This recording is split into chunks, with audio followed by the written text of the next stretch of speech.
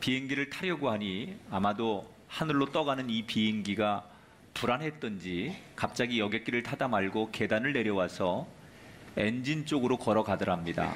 그리고 손바닥을 비비면서 제발 이 비행기가 안전하게 하늘로 날을 수 있게 비나이다 비나이다 그렇게 외치더니 그 엔진에다가 자기가 가지고 있는 동전을 하나씩 던지면서 계속 빌더랍니다. 할머니의 이 모습을 지켜본 승객들이 기겁하고 급히 공안에 신고를 하게 되고, 공안이 와서 바로 비행기 엔진을 수색해 보니 거기에 9개의 동전이 들어가 있더랍니다. 만약에 그걸 모르고 이 비행기가 이륙을 했다가 그 동전 때문에 엔진에 결함이 생기면 엄청난 인명피해가 생길 수도 있는 아찔했던 순간을 보도했습니다. 이 어이없는 사건으로 인해서 비행기 안에 있었던 150명의 승객은 무려 5시간이 지난 다음에야 이 비행기가 하늘로 올라갈 수 있었다고 합니다. 살다 보면 이 할머니처럼 어느 순간 갑자기 두려움이 찾아오거나 너무 떨리거나 너무 힘들어서 뭔가 지푸라기라도 잡고 싶은 심정일 때가 우리 모두에게 있습니다. 그런데 너무 간절하다 보면, 그 간절한 마음이 앞서다 보면 이 할머니처럼 의도는 좋지만 부적절하게 행동을 하게 될 때가 있지요. 그래서 오늘은 우리가 정말로 간절하고 정말 애타는 상황을 만났을 때는 그럴수록 더욱더 우리가 지켜야 될 도리, 우리가 걸어야 할 길, 바른 말과 바른 행동을 지켜야 된다. 오늘 말씀은 죽음을 앞두고 기도하시는 예수님의 이야기입니다. 여러분, 사람이 죽음을 앞뒀을 때의 심정은 가장 초연하고 가장 두렵고 가장 떨리고 가장 복잡한 심정을 어떻게 해도 표현할 수 없는 상황을 죽음을 앞둔 사람의 모습이라고 생각하면 되겠죠. 지난 시간에 여러분에게 예수님께서 이제 제자들에게 마지막 당부를 하시죠. 이미 사탄이 너희들을 공격하기 시작했다. 이걸 직감하신 예수님께서 너희들이 깨어서 무장하고 있어야 된다, 이런 말씀을 하시죠. 마지막 식사를 하는 도중에 가룟 유다가 슬쩍 자리를 떠서 어디론가 가버리게 되고, 그렇게 어수선한 가운데 식사를 마치시고 나서 오늘 이야기는 다시 시작이 됩니다. 39절에 이렇게 소개하죠. 예수께서 나가사 습관을 따라 감람산에 가심에 제자들도 따라갔더라. 여러분, 이상한 게 하나 있죠. 다른 데서는 예수님께서 마지막 기도하신 산이 겟세마네 산이에요. 그런데 왜 누가복음에서는 감람산이라고 할까? 이상하죠. 똑같은 산이에요. 하나는 아람어고 하나는 그리스어예요. 이 누가복음을 기록한 누가라는 사람은 의사지요. 이 사람은 누가복음을 집필할 때 가능하면 유대인들 말고 이방인들도 이 예수님의 이야기를 알고 읽었으면 좋겠다. 그래서 이방인들을 배려하느라고 이방인들이 들어서 공감할 수 있는 언어를 많이 썼어요. 그래서 일부러 이방인들이 쉽게 들을 수 있는 감람산이라는 용어를 쓴 거예요. 그러니까 같은 산이에요. 겟세마네 산과. 왜 여기서는 똑같은 사건을 이렇게 말하는데 여기서는 지명이 다르냐? 이거는 같은 건데 저자가 배려해서 그렇게 쓴 것이다. 자, 그런데 여기 보니까 예수님께서 습관을 따라서 감람산에 가셨다. 이게 무슨 얘기냐? 예수님이 지금 예루살렘에 방문하신 것은 처음이 아니에요. 지난 3년 동안 많이 예루살렘을 방문하시곤 했었어요. 그런데 예수님의 그 생활 패턴이 있어요. 예루살렘에 오시면 꼭 식사를 마치면 예수님은 저녁에 감람산에 들어가서 기도하시는 거예요. 요즘 말하면 산기도, 철야기도, 그걸 예수님이 하셨다는 거예요. 그러니까 이거를 제자들은 다 알고 있는 거예요. 예수님과 늘 같이 다니니까. 그리고 제자 가운데 가룟 유다도 이걸 알고 있는 거예요. 그래서 아까 마지막 식사를 하는 다락방에서 슬그머니 없어진 가룟 유다는 지금 어디가 있을까요? 대제사장들에게 가서 우리 예수님은 예루살렘에 오면 식사를 마치면 늘 습관적으로 감람산에 가서 기도하시니까 오늘 밤이 우리 선생님을 체포하기에 가장 좋은 타이밍이다. 낮에 사람들이 많은 데서 예수님을 체포하다가 괜히 폭동이 일어날 수 있는데 오늘 저녁에는 예수님과 제자들 몇 명밖에 없으니 사람들 눈을 피해서 오늘 밤이 예수님을 체포하기에 가장 좋은 시기일 것이다. 이렇게 밀고를 하러 지금 가룟유다는 가 있는 거예요. 그런데 중요한 것은 예수님이 이 모든 내용을 다 알고 계셨다는 거예요. 내가 지금 감람산에 가는 것을 밀고 하러 간 가룟유다나 오늘 밤에 나한테 일어날 일을 예수님은 다 알고 계셨어요. 그런데 어떻게 해요? 예수님께서 습관을 따라서 오늘도 여전히 감람산에 제자들과 함께 기도하러 가셨다. 여러분, 우리 같으면 어떻게 할까요? 내가 예수님이라면 여러분 어떻게 하겠습니까? 우리는 지혜라는 말을 떠올리면서 괜히 오늘 내가 감람산에 가면 체포당할 거고 어려움을 당할 테니까 오늘은 지혜롭게 집에서 기도하고 이 어려움을 한번 피해보자, 뭐 이런 마음이 들 수 있지 않겠습니까? 어떡하든지 내게 닥칠 어려움이 있는 줄 알면서도 그 길로 가지 않는 게 인간의 마음이지 않겠습니까? 그런데 예수님은 어려운 줄 알지만, 나한테 무슨 일이 벌어질 줄 알지만 그 길을 피하지 않고 그 길을 향해 직진하셨어요. 이게 예수님과 우리가 다른 거죠. 이게 나에게 주어진 사명이기 때문에 이 길을 피할 수 없다고 생각하시고 주저함 없이 문제를 피하지 않고 그 문제를 직면하는 태도, 이게 예수님의 가르침이에요. 자, 예수님이 드디어 감람산에 도착하셨습니다. 그리고 제자들에게 이렇게 말하죠. 40절 41절에 보니까 그곳에 이르러 시험에 들지 않기를 기도하라 하시고, 이게 무슨 얘기냐면 제자들에게 감람산 입구에서 너희들 여기서 기도해라, 그러면서 기도 제목을 주셨어요. 무슨 기도 제목을 주셨느냐? 오늘 밤 너희들이 기도해야 될 제목은 시험에 들지 않게 해주세요 라고 기도해라. 자, 예수님이 제자들에게 너희들 나를 위해서 기도해달라, 아니면 내일 벌어질 이런 일들이 있으니까 이런 걸 위해 기도해라, 이렇게 말씀하지 않고 너희들이 너희 자신을 위해 기도하는데 시험에 들지 않게 해달라고 하나님 앞에 기도해라, 이렇게 기도 제목을 줬어요. 왜 예수님이 제자들에게 그런 기도 제목을 주셨을까요? 자, 지금 제자들은요, 요 감람산에서 예수님이 체포당하기 직전까지도 제자들이 생각하는 예수님은 어떤 분이냐? 내일 아침에 예루살렘 광장에서 수십만 수백만의 인파를 모아놓고 여러분, 내가 여러분이 기대하는 새로운 나라를 만들겠습니다. 내가 유대인의 왕이 되겠습니다. 로마와 맞서 싸우겠습니다. 나를 왕으로 인정하고 따르십시오. 내가 여러분들이 원하는 새로운 나라를 만들겠습니다. 그리고 왕이 되어서 새로운 정권을 만들 거라고 생각하는 거예요. 그래서 그 밤에 누가 국무총리 할 거냐, 누가 장관 할 거냐 가지고 자기들끼리 티격태격 싸웠던 거예요. 아직도 제자들 마음속에는 그런 기대와 그런 흥분이 있는 때예요. 그런데 예수님은 내가 조금 뒤에 가룟유다의 배신 때문에 로마 병정들에게 체포당하는 모습을 제자들 앞에서 보여줘야 돼요. 그러면 이 예수님이 무력하게 체포당하는 모습을 보면서 제자들이 무슨 생각을 할까요? 자기들이 기대했던 예수님, 자기들이 상상했던 예수님은 능력 있는 예수님이에요. 그동안 3년 동안 쫓아다니면서 자기들이 봤던 예수님은 능력의 주님이에요. 못할 것이 없는 분이에요. 기도만 하면 안 되는 게 없는 분이에요. 어떤 누구와 논쟁을 하시고 가르침을 주고 토론하고 뭘 해도 한 번도 주눅든 적이 없고 탁월한 언변과 논리와 능력을 가지고 리더십에 있어서는 부족함이 없는 분이 자기들이 알고 있는 선생님이에요. 그런데 그 유능하고 그 능력 많은 예수님께서 병정들에게 무력하게 끌려서 체포당해서 질질 끌려가는 모습을 볼 때 제자들은 혼란스러운 거예요. 우리가 지금까지 봤던 우리의 선생님 예수님은 어디 갔단 말이냐? 왜 능력 많고 탁월하고 뭐 하나 부족함이 없고 두려움이 없는 예수님이, 우리 선생님이 이렇게 오늘 밤은 무력하게 끌려갈 수밖에 없느냐?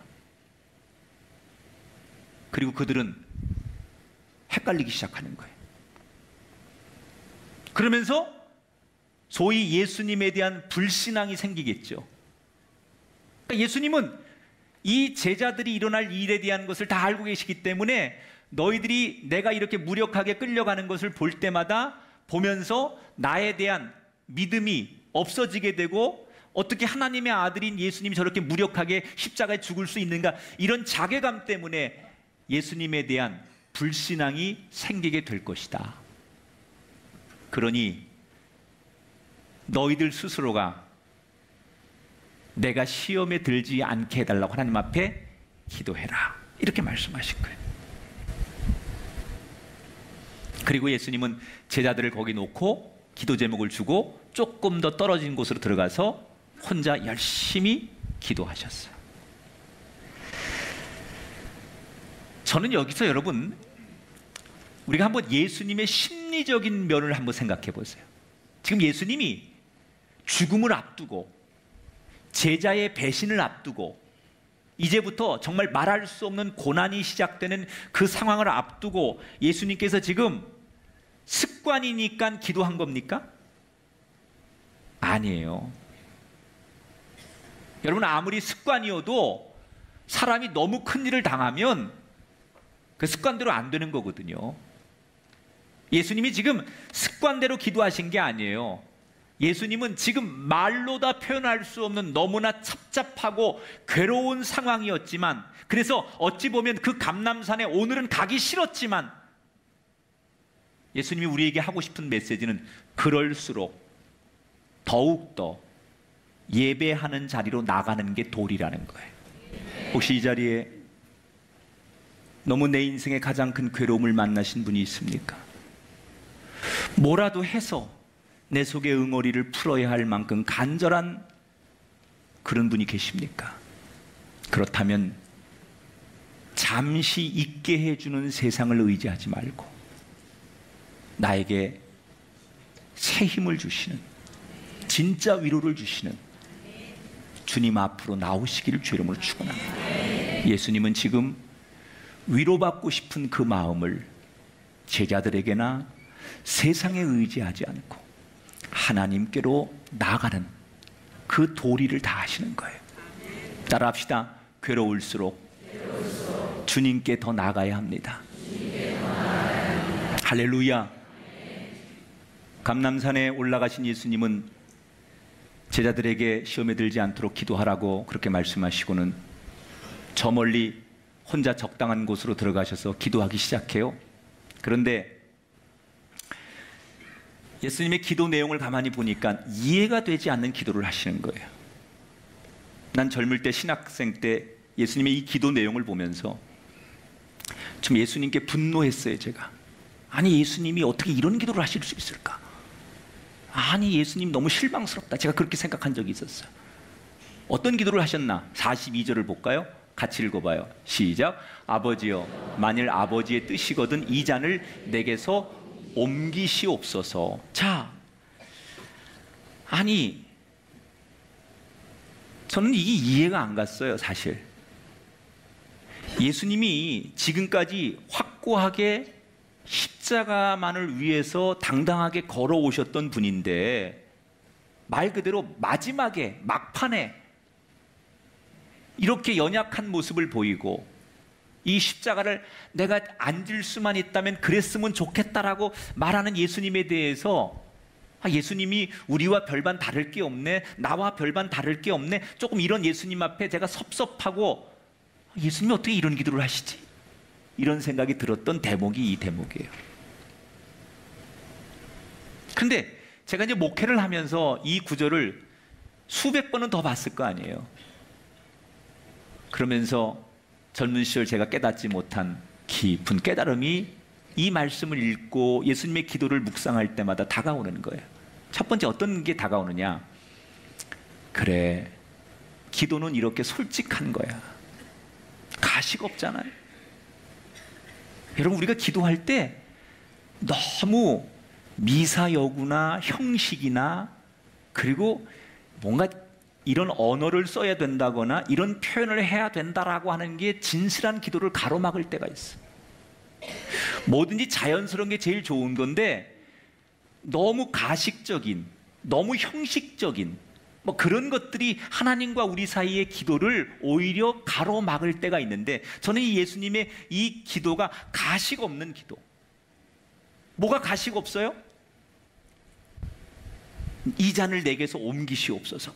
이게 저는 처음엔 이해가 안 됐는데 자꾸 이 예수님의 기도를 묵상하면서 이제는 이해가 되더라고요. 두 가지 면에서 저는 이 말씀을 해석하고 싶어요. 첫 번째는 예수님이 사실 인간의 몸을 입고 이 땅에 오셨기 때문에 우리하고 똑같은 신경 조직과 몸을 가진 육체적 고통이 느껴졌을 거예요. 여러분, 이거 한번 생각해 보세요. 여러분, 수술을 받으시는데 마취의 도움 없이 생사를 찢어서 장기를 끄집어내고 장기를 다 자르고 뭐 한 다음에 다시 마취 없는 상태에서 장기 집어넣고 생사를 꼬매고 이런 과정을 여러분 견딜 수 있어요?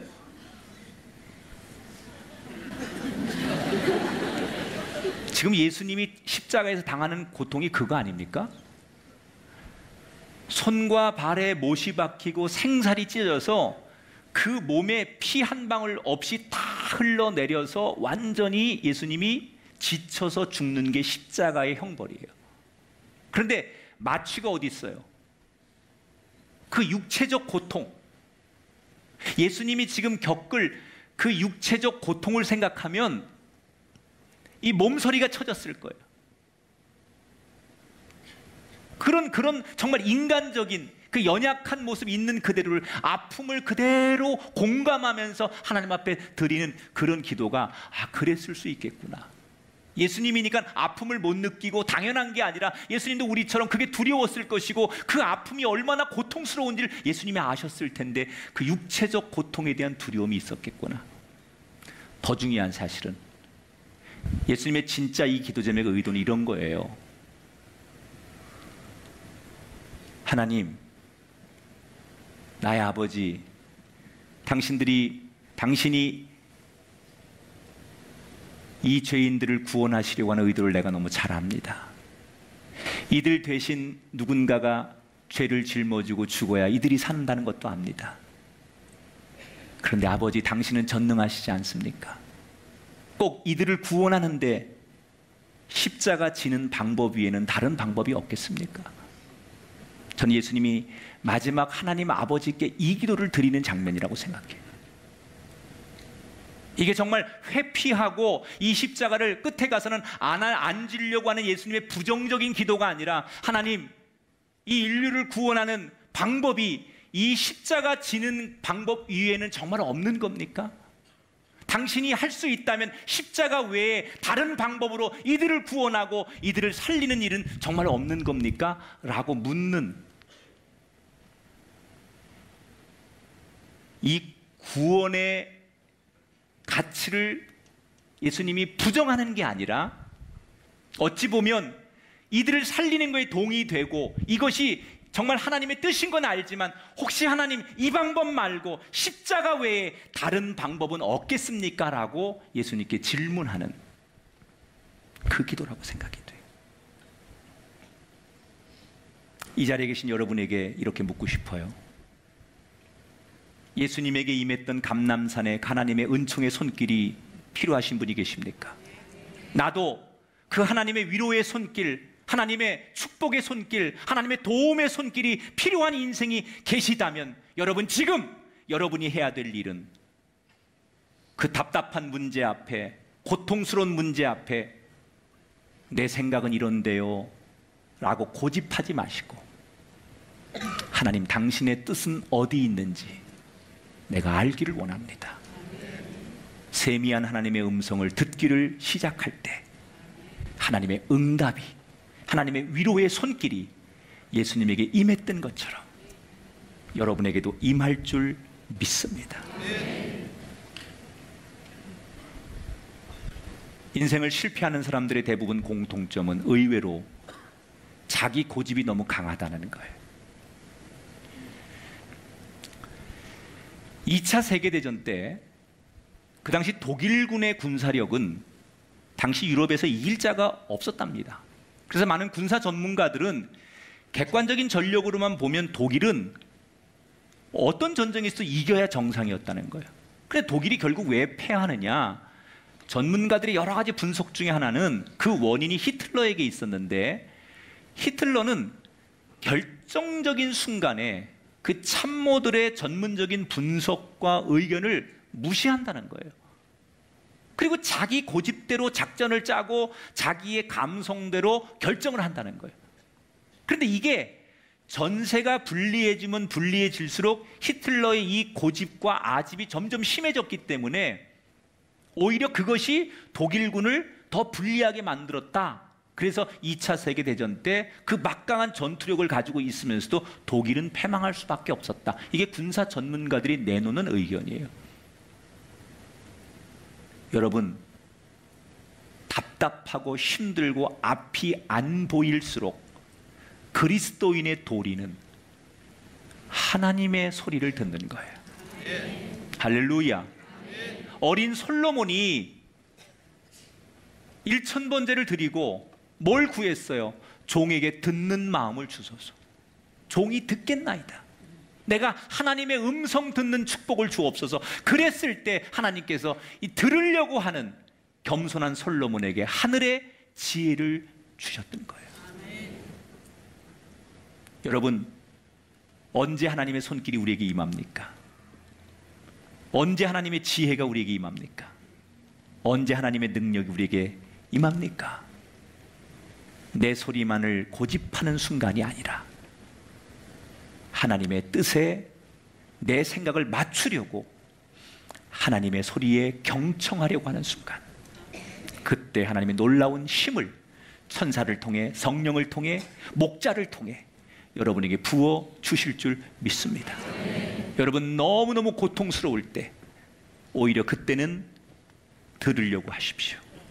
하나님의 음성을 들으려고 하는 여러분에게 예수님에게 임했던 천사의 돕는 손길이 임할 줄 믿습니다. 자, 이렇게 예수님이 혼자 정말 핏방울을 흘리는 것 같은 모습으로 기도하시고 하나님의 소리에 귀를 기울이고, 그리고 기도의 자리에서 일어나시죠. 그리고 제자들에게 가셨어요. 다시 아까 제자들에게 뭐라고 부탁하셨죠? 시험에 들지 않도록 너희들 기도하고 있어라, 이렇게 부탁하셨어요. 그런데 가보니까 제자들이 다 졸고 자고 있는 거예요. 참, 여러분, 예수님의 마음을 알아주지 못하는 이 제자들을 보는 예수님의 그 서운함, 이게 느껴집니까? 지금 무슨 일이 일어날 줄 모르고 여전히 3년을 가르친 제자들이, 가장 옆에 있었던 믿을 만한 제자들이 이 밤에 무슨 일이 일어날 줄도 모르고 지금 깨어있지 못하고 기도하지 못하고 자고 있는 이 한심한 제자들을 보면서 분노와 허망함과 이 제자들을 향한 실망감이 솟아올라야 되지요. 그런데 예수님이 어떻게 하세요? 그 제자들을 조용히 깨우시고 이해하세요. 그리고 그냥 다독거리세요. 만약에 여러분, 예수님이 니들을 내가 데리고 가느니 혼자 간다, 다시는 따라오지 마, 그랬으면 그 다음 얘기가 없는 거예요. 그런데 용납하시고 이해하셨기 때문에 그럼에도 불구하고 그 제자들을 데리고 가는 거예요. 그런데 그 제자들을 막 깨우고 있는데, 속상하지만 그 제자들을 막 깨우고 있는데 저쪽에서 칼을 들고 몽둥이를 들고 한 무리가 예수님이 있는 쪽으로 우르르 오기 시작하는 거예요. 근데 그 맨 앞에 누가 있느냐? 익숙한 얼굴이 있어요. 가룟 유다예요. 점점점 그 무리들이 칼을 차고 무기를 들고 예수님 앞으로 다가오니까 맨 앞에 있는 가룟 유다를 향해서 예수님 뭐라 그래요? 48절에 유다야, 내가 입맞춤으로 인자를 파느냐? 이 말은 가룟 유다야, 네가 내 입에 손등에 키스하고 입 맞추면서 이 사람들한테 사인을 주려고 하는 걸 내가 아는도다. 왜 이야기 예수님이 하실까요? 유다에게 이 나쁜 놈, 배신자, 저놈을 죽여라, 뭐 이런 의도로 얘기하신 게 아니죠. 네가 내 손등에 입맞춤으로 나를 팔려고 하는 것을 나는 알고 있도다 라고 예수님 먼저 말씀하시는 의도는 가룟 유다에게 마지막 순간까지 그가 돌이키고 회개하고 잘못을 알기를 원하셨던 거예요. 그런데 그렇게 안 하죠, 가룟 유다가. 자, 이때 비로소 제자들이 사태의 심각성을 깨닫게 되는 거예요. 사실 제자들이 예수님이 십자가의 고난을 받는다라는 것을 언제 아느냐? 요때 아는 거예요. 요 전까지는 제자들은 전혀 상상을 못해. 예수님이 십자가 얘기하고 고난 얘기하고 이 얘기할 때 이게 무슨 다른 나라 얘기라고 생각하고 자기들과 아무 관련이 없다고 생각하고 도대체 예수님이 무슨 얘기하시는 거야? 이렇게 생각하고 있었는데 비로소 예수님이 뭔가 지금 굉장히 위험한 상황에 놓였다라는 것을 직감적으로 알기 시작한 때가 바로 요때부터예요. 칼을 찬 군사들이 예수님을 잡아가려고 하니까 제자들이 동시에 일어나가지고 선생님을 저희가 지키겠습니다. 그리고 앞에서 준비한 검 2자루를 그리고 몽둥이를 들고 예수님을 딱 호위하면서 어떤 놈이든지 우리 선생님 잡아가는 날 요절날 줄 알아 뭐 이러면서 그들과 옥신각신하고 한바탕 싸움이 벌어진 거예요. 그런데 그 중에 한 제자가, 칼을 들고 있던 제자가 막 혈기를 부리면서 어떤 놈이든지 우리 선생님을 잡아가려고 하면 용납치 않을 거야 그러고 칼을 휘두르다가 대제사장의 종의 오른쪽 귀를 잘라요. 누가복음에는 그냥 제자라고만 나와, 이름이 안 나와요. 그런데 다른 복음서에는 그가 누구예요? 베드로예요. 자, 이 베드로는 자기 선생님을 끝까지 지키려고 새벽 딱 울기 전에 네가 나를 3번 부인할 거다 예수님 그렇게 예고하셨는데 뭐라고 그랬어요? 그럴 일은 없습니다. 다른 사람들 다 배신해도 저는 이 DNA상 그게 안 되는 사람입니다. 저는 예수님 곁에 있을 겁니다. 이렇게 장담했던 사람이 베드로예요. 마치 그 말을 보여주기라도 하듯이 칼을 휘두르면서 누구든지 우리 선생님을 잡아가기만 하면 내가 가만 안 둘 거야 그러면서 칼을 휘두르다가 한 사람의 귀를 자르게 돼요. 그런데 바로 그 순간 누구도 생각지 못했던 일이 일어나지요. 자, 51절을 볼게요. 시작. 예수께서 일러 이르시되 이것까지 참으라 하시고 그 귀를 만져 낫게 하시더라. 예수님께서 오히려 당신을 도와주려고 했던 베드로를 비롯한 제자들을 호통을 치시면서 이게 뭐 하는 짓이냐? 그만두어라. 아니, 자기 선생님을 지키고 저 악의 무리들 속에서 예수님의 의로운 예수님을 지켜주는 제자들을 오히려 호통을 치면서 지금 피를 흘리고 귀가 잘려진 그 종의 귀를 치료해주고 고쳐주셨어요. 여러분, 이건 상식적으로 말이 안 되지 않습니까? 예수님이 어려움에 처했고 위기에 처했을 때 예수님 편이 돼주는 이 제자들에게 고마워해야 되고 얼른 그 바리케이트를 치고 있는 상황에 예수님은 얼른 몸을 피해야 돼요. 이게 상식입니다. 그런데 예수님은 왜 자기를 지켜주려고 하는 제자들을 오히려 혼내시고 자기를 잡으러 온 원수들을 고쳐주신 걸까? 여기서 예수님은 예수님의 마지막 3번째 도리를 우리에게 가르치시는 거예요. 억울하고 고통스럽더라도 용서해야 된다는 거예요. 이게 예수님의 3번째 도리예요. 여러분, 지금 예수님의 상황이 어떻습니까? 가룟 유다에게 배신당하고 또 3년 동안 쫓아다니는 이 제자들의 무능함 앞에 실망하고 아무 이유도 없이 그냥 제사장들과 성전의 지도자들이 예수님을 그냥 미워하는 거예요. 무슨 이유가 있는 게 아니에요.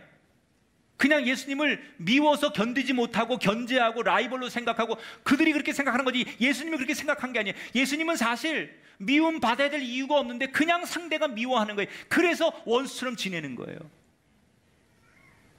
그래서 지금 이 상황까지 온 거예요. 여러분, 예수님은 잘못한 게 없어요.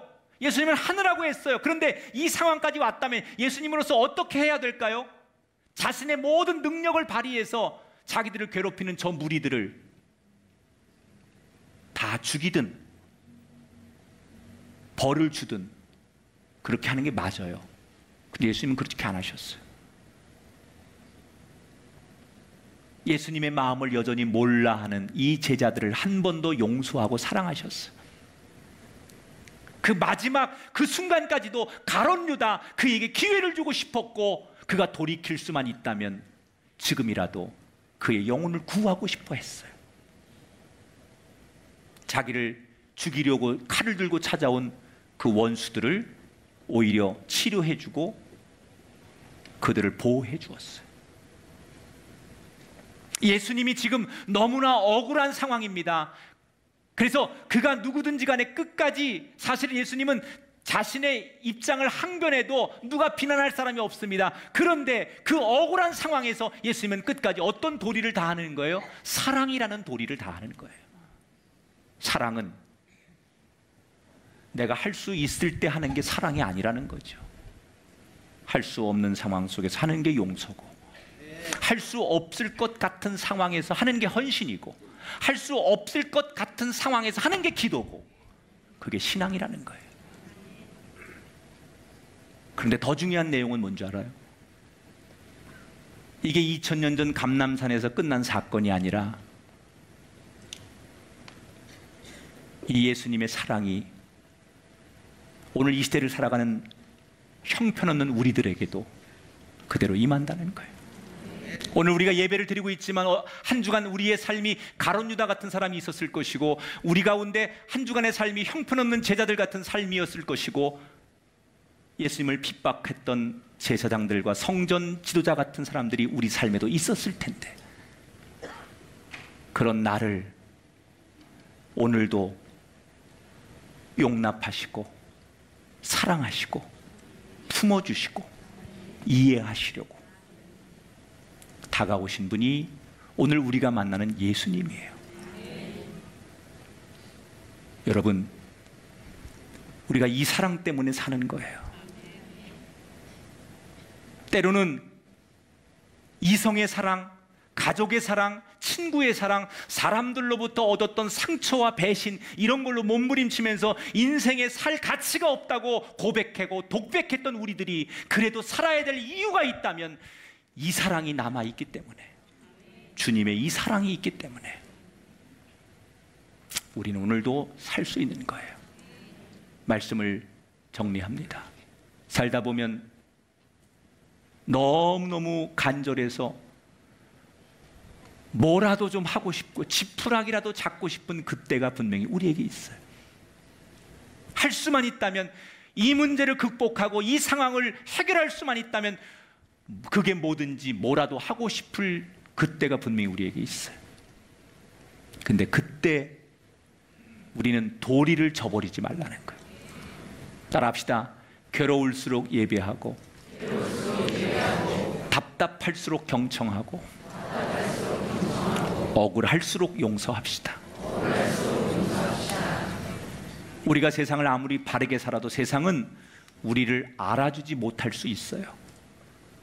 그러나 한 분만큼은 우리를 여전히 바라보고 있다는 사실을 기억하시면서 세상이 이해 못해도 그 한 분의 시선이 내게 있다는 것만으로도 위로와 용기를 얻으며 끝까지 하나님 앞에 가는 그날까지 우리가 하나님의 백성된 도리를 다하는, 하나님의 창조물의 도리를 다하는 그 사람들이 되기를 주의 이름으로 축원합니다.